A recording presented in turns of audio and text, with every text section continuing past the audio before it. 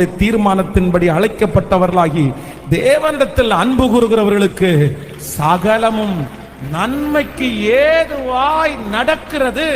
எனக்கு அவர் எது செஞ்சாலும் நன்மைக்கு தான். கர்த்தர் இந்த பாதையை கொடுக்காம இருந்தது நல்லதுதான். இந்த காரியத்தை அனுமதிச்சது நல்லதுதான். நான் ஆசைப்பட்ட இந்த காரியம் நிராசையாய் போனதற்கு எனக்கு தெரியாது. அதனுடைய ஆழம் என்னன்னு எனக்கு தெரியாது. அதனுடைய பின் விளைவு என்னன்னு எனக்கு தெரியாது. அதனுடைய பின்பக்கத்துல என்ன நடக்குதுன்னு எனக்கு தெரியாது. ஆனா என்ன படைச்சவருக்கு, நான் பரிசுத்தமாய் வாழ்வதற்கு ஒப்பு கொடுத்தவருக்கு, என்னுடைய உத்தமத்தை பார்க்கிற கர்த்தருக்கு, என்னுடைய நீதியை பார்த்த கர்த்தருக்கு, நான் போகும் வழியை அவர் அறிவார் என்று முதல் நாளிலே பேசினது போல அவருக்கு தெரியும். அவருக்கு தெரியும். பிள்ளைகளை நீங்க ஏற்றுக்கொள்ளணும். நீங்க ஏற்றுக்கொள்ளணும். ஏன் ஏற்றுக்கொள்ளணும் அப்படின்னு சொன்னா, எதுக்கு ஏற்றுக்கொள்ளணும் அப்படின்னா, நான் இந்த பாதையை நான் ஏற்றுக்கொள்றேன். காரணம் என்ன அப்படின்னு சொன்னா, உங்க அனுமதி இல்லாம ஒன்றுமே நடப்பது இல்லை.